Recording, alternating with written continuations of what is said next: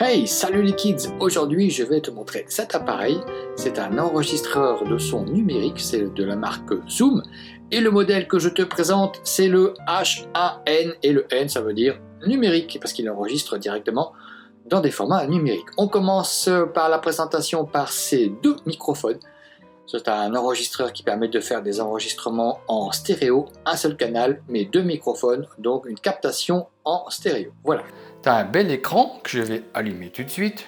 L'écran, comme tu peux le remarquer, il est très contrasté, très beau, très fin. Moi, je le trouve absolument très joli et très fonctionnel, surtout même en pleine lumière ou même la nuit. Donc, il reste tout le temps lisible. Les informations sont essentielles. Tu as le nom du fichier, le niveau de batterie qui te reste. Tu as la durée d'enregistrement, tu as les niveaux d'enregistrement, ça c'est vraiment le plus important quelque part, parce qu'il faut toujours essayer de régler entre moins 12 dB et moins 6 dB, et si possible ne pas dépasser le 0 dB, parce que ça voudrait dire que tu as un son qui est saturé, et si tu as capté un son saturé, tu ne pourras pas le retravailler en post-prod, il est perdu en fait quelque part. Tu as l'écran, tu as des boutons. Ici 4 boutons avec le rappel des fonctions sur l'écran. Tu as ici le bouton, il est classique, je vais le faire aller tout de suite. Tu vois, dès que tu appuies, ça enregistre. Tu rappuies, hop, ça arrête l'enregistrement. Là, tu as un petit pavé qui te permet de relire tes fichiers que tu as enregistrés. Stop, marche, pause, arrière rapide, avance rapide. Tu as un petit ici haut-parleur qui est vraiment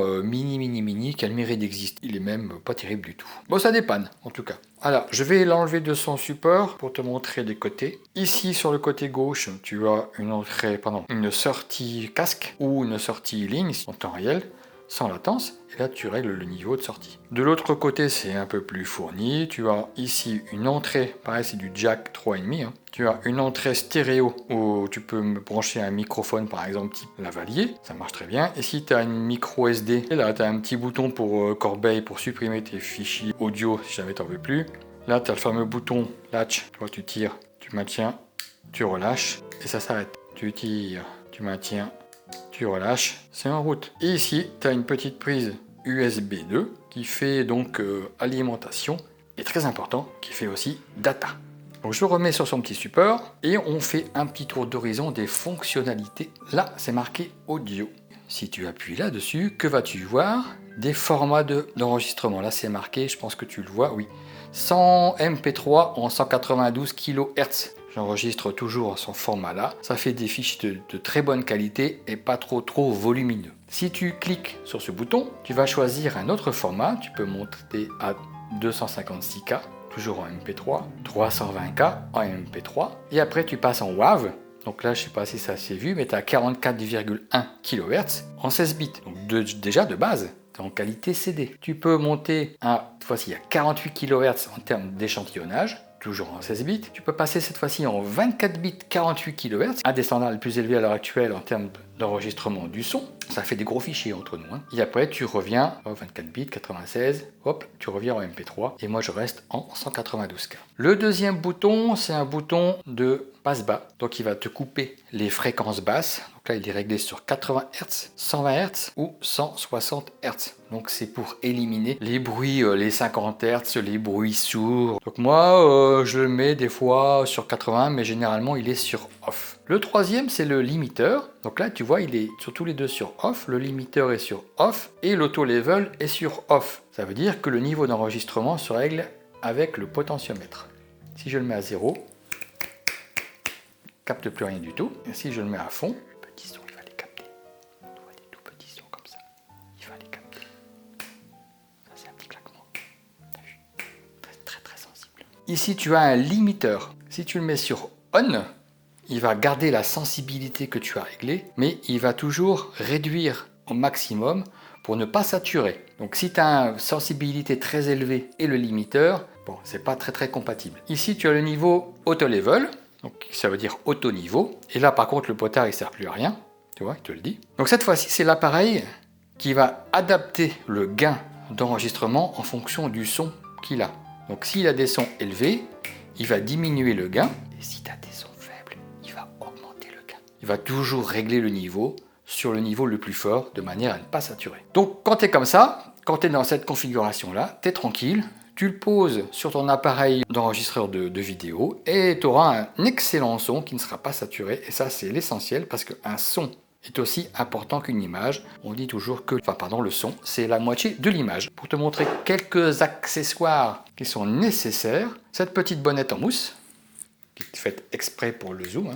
Ça, c'est bien parce que ça lui fait une petite protection contre le vent, contre les bruits de vent, quand tu fais les psh. Voilà, quand tu parles, tu ne te rends pas compte, mais tu en fais. Et aussi contre les bruits de vent en intérieur, parce que les micros sont très sensibles. Quand tu te déplaces, ça fait du vent. Et les micros captent ce vent et ça devient du bruit parasite. Ça t'élimine ces bruits. En intérieur, c'est donc très pratique. Tu peux le tenir à la main. D'accord, ça te fait un micro, quasiment un micro classique. J'ai déjà fait une vidéo là-dessus où j'ai simulé un fonctionnement en intérieur. Et ça marche très très bien. Ça capte très bien le son de la voix. Donc en fait, tu mets le gain à 3 par exemple. Tu mets le micro près de ta bouche et tu auras une bonne captation de la voix et pas de bruit parasite. Quand tu es en extérieur, il faudra mettre autre chose. Il faudra passer à un système plus sophistiqué parce que la petite bonnette en mousse est franchement insuffisante. Et là, il faut passer au modèle supérieur. Il faut que tu mettes une bonnette comme ceci, avec des poils qui se vend sur Amazon. C'est fait exprès pour ce micro-là. Alors, il faut que ça se mette aisément, mais il faut que ça tienne. Donc c'est voilà. Alors, je te montre. Donc tu as c'est pas mal fourni, c'est doux. Et ça va éliminer tous les bruits de vent parasites de l'extérieur. Et c'est absolument nécessaire en extérieur. Si tu n'as pas ça, tu vas avoir un bruit de vent qui va venir saturer tes micros. Ça sera parfaitement inaudible. Avec ça, pas de souci. Il va éliminer tous les bruits de vent et tu vas récupérer le son de la mer, de la voix, des mouettes, des bruits de voiture, de tout ce que tu veux. Et tu vas les entendre comme toi tu as l'habitude de les entendre avec ton oreille. La captation sera très fidèle. Voilà, dernier accessoire. C'est un petit cordon jack. J'ai enlevé la moumoute. Ce petit cordon jack, 3,5, 3,5. Donc tu vas le plugger ici sur le côté. Voilà. Et ça, tu vas pouvoir le brancher directement sur l'appareil enregistreur d'image. Et tu vas avoir un son de très bonne qualité directement associé à ton image. Tu n'auras pas de post-synchro à faire. Ceux qui font du montage me comprennent. C'est un gain de temps phénoménal. Il n'y a pas de souci. Donc voilà, on se retrouve tout de suite devant le PC pour te montrer les fonctions quand c'est connecté à l'USB. Donc je replug, dans le noir, j'allume. Hop là, il s'illumine. Cette fois-ci, donc je reviens, il me propose audio interface ou card reader. Et on peut sélectionner la fonction qu'on veut. Soit card reader, donc ça veut dire qu'il va lire la carte, il va lire les fichiers son directement sur la carte par l'USB. Bon, c'est pas besoin de s'étendre là-dessus.